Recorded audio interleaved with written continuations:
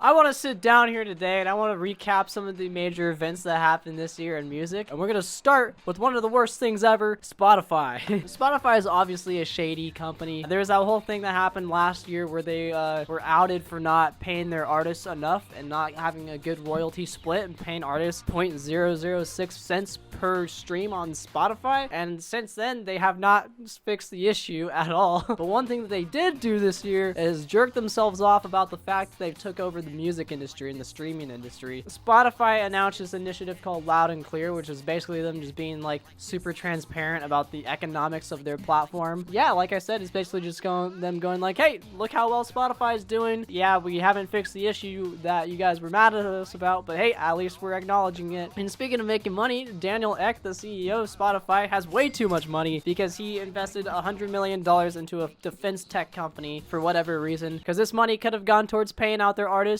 I don't know, maybe fair wages. Maybe I'm crazy. Just think about how much money this guy obviously has if he's putting in that much money into a defense tech company. But Spotify released Blend this year, so I guess that makes it okay.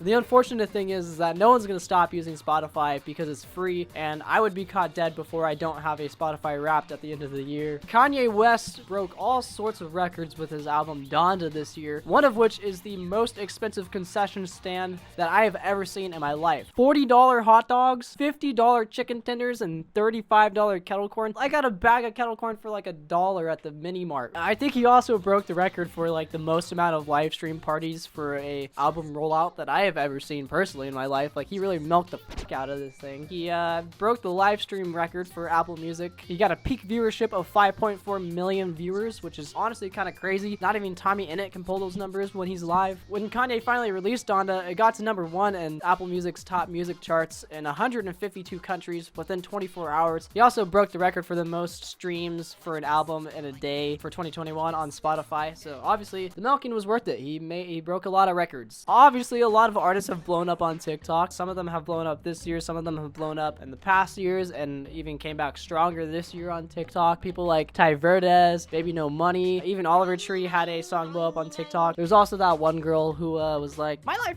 sucks. There's also that guy Vano 3000 who created basically the best trend of the entire year on the platform with the Adult Swim trend after he took a bad not good song, chopped it up, sped it up, and claimed it as his own.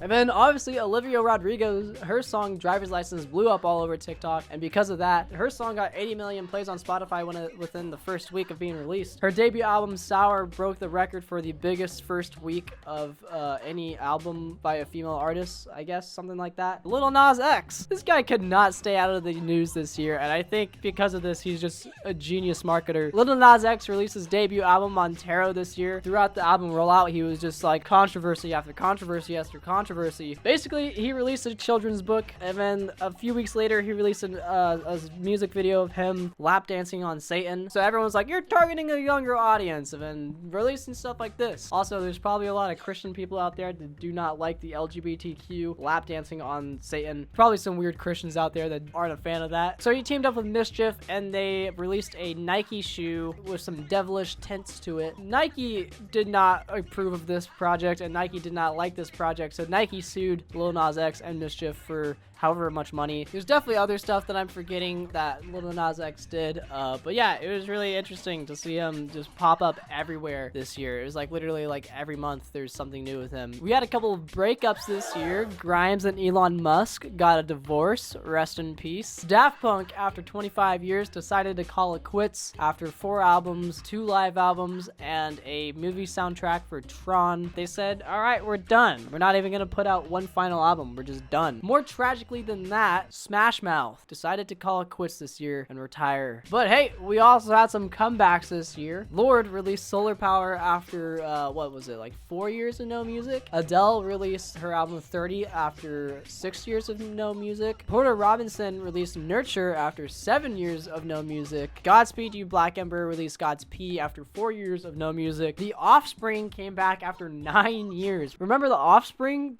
Limp Bizkit came back I guess. And then also, Big Time Rush came back. The biggest news of the year. Big Time Rush is back, baby. England is putting something in their water because there's so many fantastic rock bands to come out of England this year. Some of which had their debuts and some of which are returning. Black Midi released Cavalcade. Black Country New Road released For the First Time. Squid released Bright Green Field. Idols released Crawler. Shame released Drunk Tank Pink. Basically a bunch of awesome post-rock and post-punk artists are coming out of England these days. England, whatever you're putting in your water, keep doing it, I guess, because you're creating these awesome bands, and I'm here for it. Alright, now we're gonna do a quick little speed run. Basically, the baby is homophobic, and he made that publicly known on stage. Machine Gun Kelly switches genres from rap to pop punk, and he also disses Slipknot while Slipknot's performing at the same time as him at the same festival. Kind of crazy that he did that. There's also some other Twitter beef that he had with Slipknot. I don't like to pay attention to him. He's weird. Ariel Pink and John Miles were at the Capitol riot, so that's unfortunate. DJ Khaled does not know how to play a guitar. Taylor Swift basically said "F you" to her label and re-recorded 2 of her albums to release it all on her own. That way she can own her music and own her masters, so good on you. Power to the artist. Dream, for some reason, started making music. Don't know why, but cool. Tom York and Johnny Greenwood teamed up with the jazz drummer Tom Skinner to create the band The Smile. They haven't released any music yet, but they performed at a festival. Phoebe Bridgers smashed her guitar on SNL, so that was kind of funny to see. And then also, the biggest news story of the year, The Wiggles covered Elephant by Tame Impala. And they actually did a fantastic job. We also had some anniversaries this year, some album anniversaries. Here's a few albums that turned 20 this year. I'm probably missing a lot. Is This It by The Strokes turned 20. The Glow Part 2 by The Microphones. Origin of Symmetry by Muse. Discovery by Daft Punk. The self-titled Gorillaz album, Druck Q by Aphex Twin. Oh Inverted World by The Shins. Enjoy Your Rabbit by Sufjan Stevens. Pause by Fortet. And The Green Album by Weezer.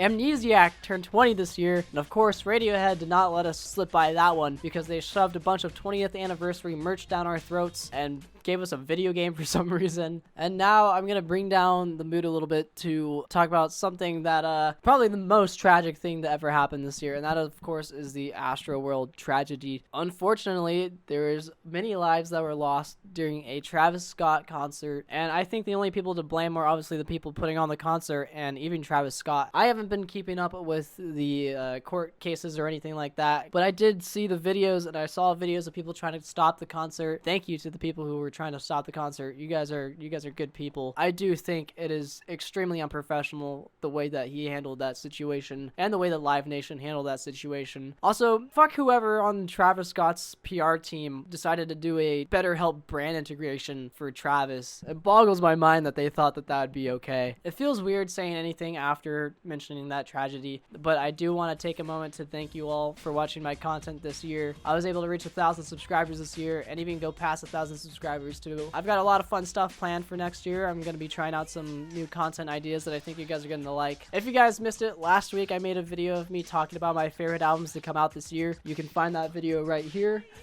Wow. I appreciate you guys watching. I'll see you guys later.